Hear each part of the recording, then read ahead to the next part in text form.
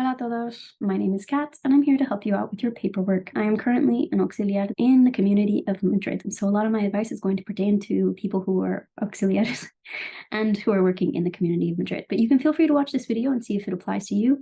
Maybe it'll help out with your paperwork processes if you're working in another province. So today's video is going to be about the Certificado de Delitos de Naturaleza Sexual, or the CDNS. This is something that you need on your first day of school.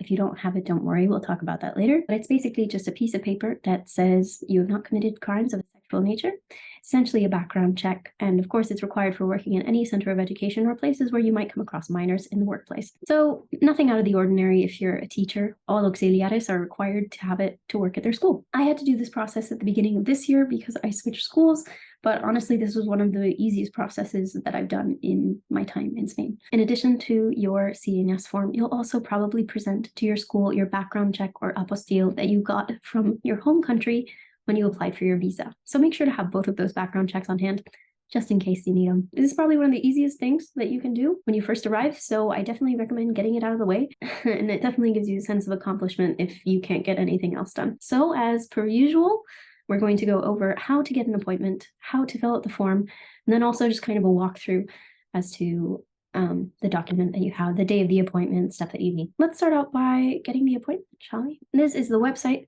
that you will be looking at for your appointment if you're in the community of Madrid. It is the Ministry of Justice website, and you'll be looking for Cita Previa Calle Bolsa 8. It'll be at this URL right up here. Here in the Cita Previa, or private appointment, we're going to choose which one we're looking for. Obviously, we're going to be choosing CDNS. You'll be taken to a page that looks like this. You have to choose a day. In this case, we've got quite a lot of days available. I'm going to choose a Saturday. And you can choose any time slot. So you can pick a random time slot, and they will show you what hour is available. There will be times during the year when you can pick a specific time slot that's not just a random assigned one, but in December, you just get a time slot assigned to you. So in this case, the earliest appointment on the 17th Saturday is at 9:40 a.m. We're going to go down to the bottom of the page, say that you have the necessary documents to realize the process. We'll talk about those later, and go right back up and click reserve. Next, we're going to enter our information. In each of these fields, you have name, last name, telephone, email, your type of document. So you can use your NIE, your número de identidad extranjero, which can be found in your visa page. You can use your passport if you don't have a NIE. We're going to fill this out. I'm going to use my personal information, so I'm going to skip over this a little bit, and I'll see you on the next page. Make sure to confirm your details, accept the conditions of the appointment, and confirm it. Finally, we're given a confirmation page for our appointment. It contains a localizador, which is basically just like a PIN, a tracking number to make sure that you have it.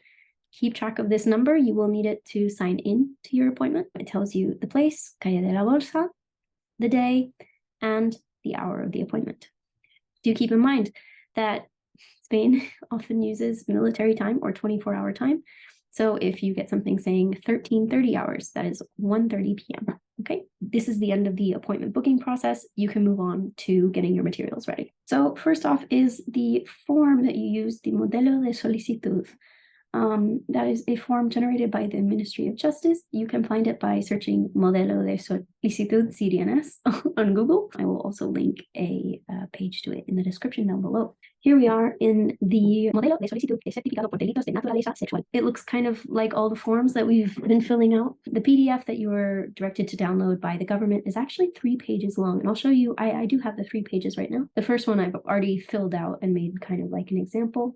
Second one we're going to fill out together. It also comes with a page of instructions telling you, in Spanish of course, how to use it and how to turn it in and all the things that are required for the appointment. With that in mind, let's just go ahead and fill it out together, shall we? Here is the first part of the form, datos del titular.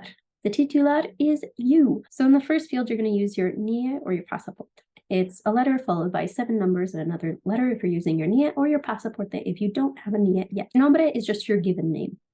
In Spain, typically there's 2 apellidos. So if you have 2, congratulations, put one and then the other. If you just have one last name, then just put your last name here. Sexo is hombre o mujer, so you can just put H or M. First name, last name is a man, so we're going to put hombre. Fecha de nacimiento is your birthday. We're going to write it in increasing order of time frame, so day, month, year, year.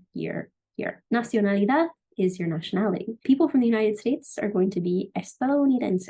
If you don't know your nationality, in Spanish at least, just look it up, it'll be fine. Lugar de nacimiento is going to be your place of birth, city, and then state or province. Nombre del padre, your parent's full name, and similarly, the other parent's name. As we've said in other videos, if you don't know your parents' names, if you prefer to leave those out, don't worry about it. Just try to fill out this form to the best of your ability. Are you a minor? You say yes or no. We're going to say no. Mobile telephone. It's highly recommended that you get a Spanish telephone number. But if you don't have a Spanish telephone number, just remember to pop the country code before you write anything. So the next part of this form is your contact details. So we've filled out a couple of addresses before. If you don't know how to do that, go ahead and check out the other video about the TA. We're just going to write our contact information. So our street name here, street number here, floor number here, and then apartment here.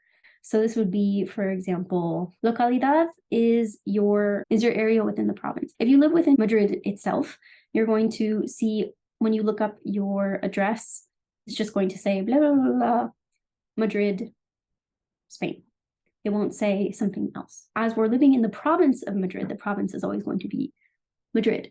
But you might have something like Villanueva de la Cañada, Getafe, Pozuelo, Aranjuez. So these are things to put in localidad if you have something specific for localidad. Otherwise, just write Madrid. Código postal is 5 digits long. It usually starts with a 28 if you're within Madrid. And then your email here. The last part of the form is why you are asking for the certificate. The first one is a private organization, a business organization or private association. The second one is a public administration. If you are with a program like the ministry, there's a couple different ways to do this, a couple of different ways that are instructed. You can either write in this box here, Consejería de Educación, or you can write your individual school name. Whatever you do, just follow the instructions that are granted to you by the Ministry of Education that year. If you're with another program, for example, a university, beta, or something like that, you would write instead in the private organization box. In the case of beta, it's Escuelas Católicas. Again, follow the instructions that your institution gives you. Finally, you have your signature box where you'll say in, location on the day, month, year, a signature here. Your paper should look something like this, obviously without all the annotations. So again, you have your information, your personal information, your contact information, why you're getting the form, and to finish off the form, your signature. That's all you need. A link to this example paper will also be available in the description down below. With the paperwork out of the way, let's talk about what it's like to actually go to the CDNS appointment. So on the day of your appointment, make sure you have your appointment confirmation, or at the very least your localizador. You have your CDNS form that we just filled out, and your passport or some kind of identification. In the community of Madrid, if you're going to your CDNS appointment, you're going to the Calle de la Bolsa Ministry of Justice office. That office is very close to the Station of Sol. So if you live within center, it'll be very easy to find. There will be a sign in front that says cita previa. I don't know why they have this, because technically you always have to have a private appointment to get to the Ministry of Justice building. They don't let you in without one. They turn you around and tell you to go home. You go in the door that's indicated. At this point, this is when you need your localizador, or your appointment confirmation with that information on it.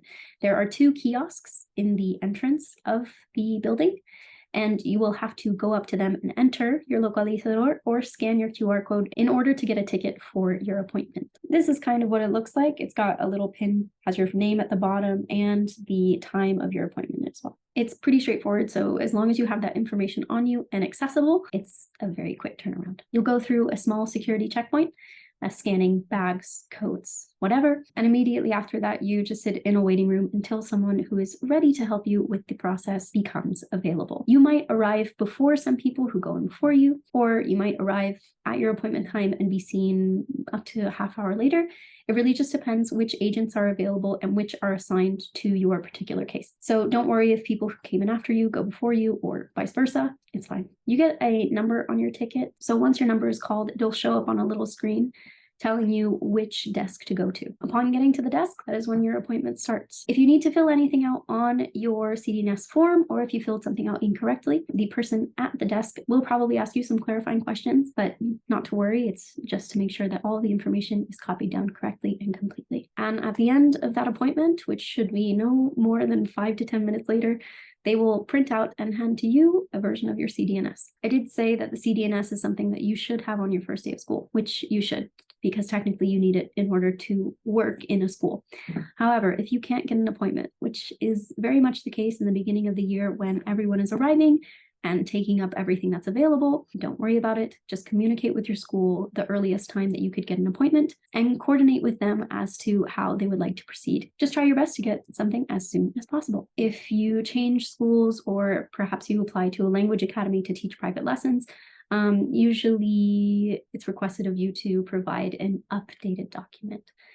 So you'll just have to do this process again, but no worries, because it's super easy. And that's about it. I hope you enjoyed this video. Hopefully it was a little bit helpful. If you have any doubts or questions, put them down below, and I'll try to answer them as quickly as possible. With that, thanks for tuning in, and I'll see you around. Hasta luego.